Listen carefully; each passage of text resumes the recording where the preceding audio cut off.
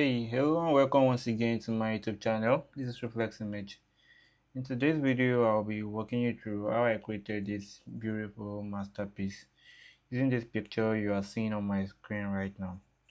So this will be like so many of my manipulation.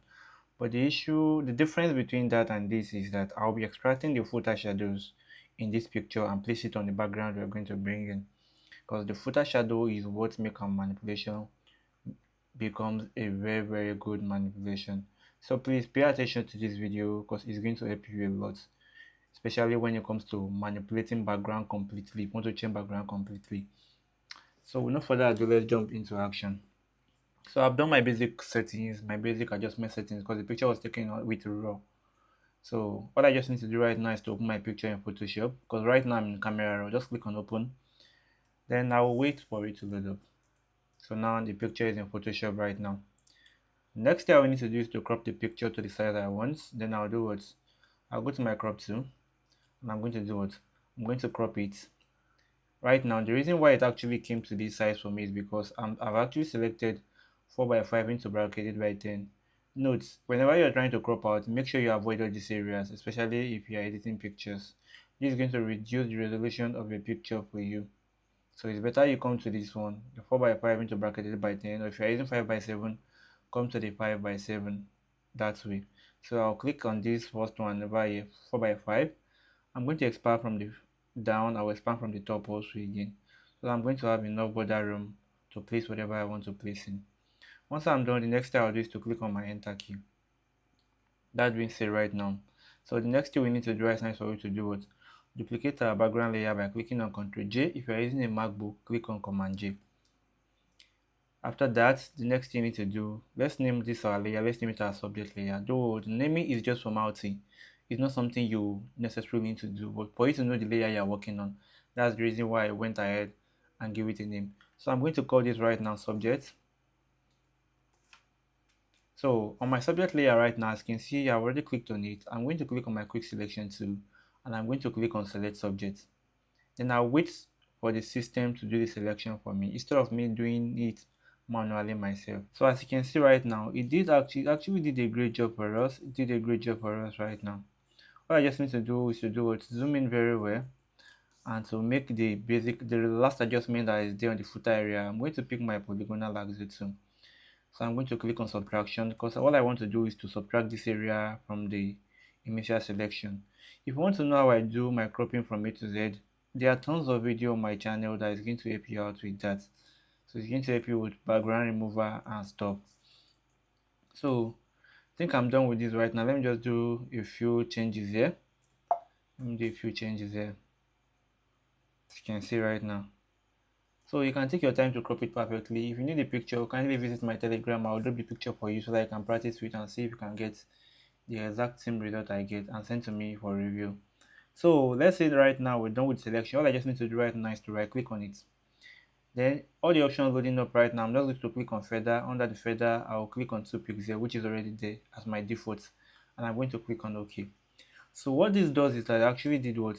It actually gives a little bit of blurry edge to the picture so that whenever we bring in another background, the background won't be all that sharp. It won't look as if we just did what? We bring in another background. It will be as if that was the initial background we shot on. And I know that's one of the beauty of manipulation, when someone can be able to tell the difference between real background and the background you did manipulate. So that being said right now, once you're done with the feather, just click on the max icon, which looks like the camera icon over here. Once you click on it, you're going to do what? You're going to separate your subject for you from the background. But right now, you won't know what it did because our background layer is still turned on. So I want to click on this eye icon to turn off the background layer. So you can see right now, we have our subject on a separate new layer. So I'm going to turn the background layer back on right now, and I'm going to click on it. So on this background layer now, I'm going to duplicate it once more by clicking on Ctrl J. As you can see, then I'm going to change the name also. I'll change it to modify, MODIFY. So all this naming are just formality, just for you to know the layer I'm currently working on. The first layer I worked on was my subject layer. So right now, under the modify layer, I'm going to hold down my control key or command key if you're using a MacBook. And I'm going to click on the marks of my subject layer. So what I want this to do is to bring back the selection which I just made earlier on to the subject for me because I made the selection. But don't forget I'm still on my modify layer. So once it does that, I'll just go to select. Under select, I'll go to modify. Under modify, I'm going to go to expand. Under the expansion, I'll be expanding by 8 pixels. I'll click on OK. So zoom in very well. Let me show you what that does. So it actually gives a little bit of space from the background or from a subject to the background, so that whenever I want to fill that area up, it's not going to give you a rough details. So that's the reason why I do this majorly. So the next thing I just need to do is to hold my rectangle marquee tool, which is right over here. I want to add all this area to the selection because these are all the area I want to fill up with the initial background color to make it look seamless. So I'll pick my rectangle marquee tool and I'm going to scroll from the top bits. As you can see, the moment I'm scrolling, I'm adding part of the background to it. The reason is that I want it to know where to sample from to fill the rest of the area up. So I'll do the same thing to the left hand side. I'm going to add this area to the selection because this also also a blemish, so I don't want to be in the picture. I'll come to the right hand side also. But note, probably the moment you selected this and you want to select this, it actually did what? It deleted this for you. The reason is that you're on a single selection. So try make sure you put it on addition selection, this add selection, which is the second one. So what this does is that it allows you to select multiple area in a single picture. Subtraction is to remove. Let's go to subtraction. I'm going to remove from this selection. So that's what subtraction does. It removes from a particular selection you already did. So let's go back to the addition again. I'm going to add this right hand side and I'm going to add the footer area also. So the selection is done right now. All I just need to do is to right click on it. I'll go to fill. Under fill, I'm going to go to content array, which is already turned on. But if your own is not loading content array for you, just open this icon up. So out of these options, just click on content array. You don't need to mess with anything right over here. Just click on OK. Then you just sit back and wait for it to do the job for you. And boom, it actually gave us something very great. It gave us something very nice. So to deselect the selection you made so far, just Ctrl D on it, or if you're using a MacBook, Command D. So it's going to delete the selection for you. The next thing is for you to remove blemishes on the background. So for me to do that right now, I'll just click on my patch tool.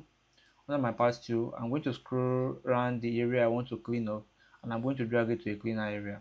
I'll do the same thing to this side also. I'll drag it to a cleaner area. So I'm going to zoom in to the background area and all these blemishes. So these are something I can actually do in the Voto AI, probably in my post-processing. Once I'm done with all my editing, I'll just take it there and I'll just give it a command and it's going to clean everything for me with just a single click. So I'm going to walk you through. If you want to know how to use Evoto from A to Z, you kindly watch my other videos. They are going to help a lot in terms of using Evoto, especially for your retouching aspect also. So I'll clean it up. I'll drag it from a dirty area, drag it to a cleaner area. So I'll keep doing that until I'm satisfied with what is given to me. So you can take your time to do it. Take your time, take your possible time to do it. So let's say I'm done with it right now, just Ctrl D on it. The next thing I will do right now is I don't want to work on the modify layer again because if I make any mistake, I will want to go back to the initial background and start working again. So I'm going to duplicate the modify layer again by clicking on Ctrl J again on my keyboard. So this layer now, we are going to name it, let's name it our blur layer. So pay attention, we are using 4 layers so far. So make sure you actually have up to 4 layers so if you have to manipulate your pictures too. So on the blur layer, all we just need to do is to go to the filter. Under filter, we'll go to blur. Under blur, we'll go to Gaussian blur. Under Gaussian blur, I'll be using like 150 for my radius, so that it's going to blur all the background to make it look very seamless. But after that, right now, the moment we did that, our shadow is no longer there. So I'm going to create the marks on my shadow. And I'm going to pick my brush color. Since this is actually on white, I'll make sure my brush color is on black. And I'm going to scroll over where the shadow was initially. As you can see, it's going to return back the shadow to its original house. So that being said, right now, let's say we're done with this. Next thing you need to do is to merge both the blur layer and the modify layer, merge the both together by clicking on Ctrl E. If you're using a MacBook, Command E. So your picture or your background is ready to go. Next thing we just need to do is to bring in everything we want for our background manipulation. So we'll be going on the 1 minute short break. See you guys in the next 1 minute. If you watched the video to this point in time, that means you're loving my tutorial. So the only thing you can do to support me right now is just to click on the subscribe button and also drop a like. And if you also have a question, you can also drop a comment. You subscribing, you liking my video is going to make YouTube recommend my videos to others, and that's going to encourage me to create more videos like this for you guys to learn from. And note, I will also be dropping so many files that you guys can download for free. Files you need to be getting for premium. Each like counts, each subscription counts. Come back, guys. Now I'll be bringing in, I don't know if I should call it a cylinder or a cone, this double step PNG file from my file manager, and I'm going to drag it straight to my Photoshop. So this is what is going to be standing on. So all I just need to do right now is just to adjust it. I'm going to drag it, I'm going to expand it. So I'm going to drag it to where she will be staying. I think I want it to be around this way. I'll expand it a little bit more, like this. I think I like it around this way, and boom. The beauty about this is actually it does not come with a background. It's actually PNG file. So these are part of my collection. I'll be giving this to you for free download. So you can download this on my Telegram group. What you just need to do is to join my Telegram today. So, but it's actually a bit too wide for my liking.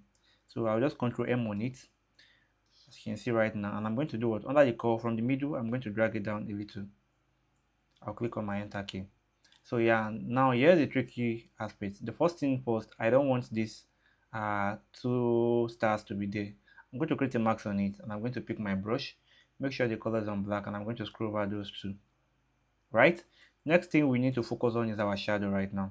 Our shadow is no longer there again. And without the shadow, our manipulation will look like a manipulation. So I'm going to click on my blur layer. I'll turn off what I just brought in, I'll turn it off. So here's my blur layer over here, right? So I'll pick my lasso tool, not the polygonal, the lasso itself, and make sure the feather is on 20, right? And I'm going to do what? I'm going to circle around where the initial shadow is before. I'm going to circle around it like this, and I'm going to do what? Control J on it. So I have to turn off everything right now. You can see we have our shadow on its own, right? So I'm going to turn this back on right now, and I'm going to turn on the background I just brought in. So let's name this layer we just created right now our shadow, right? So the shadow now, I'm going to drag it above what we just brought in. But you see, it's actually obvious that this is not blending in perfectly, right? So all you just need to do right now, from the blend mode here, change it from normal, bring it down to multiply, right? But it's still not giving what we want. So Control L on it to go to the levels. So from this direction, drag it down to darken some parts you want to darken. From this other direction, drag it up to do what? To reduce the white, to reduce the darkness on where you don't want it to be. As you can see right now, reduce it, bring it down, and do what? Click on OK. The last thing you just need to do is to Control U on it, saturation, drag it to 0, and boom, your shadow is now there. Can you see?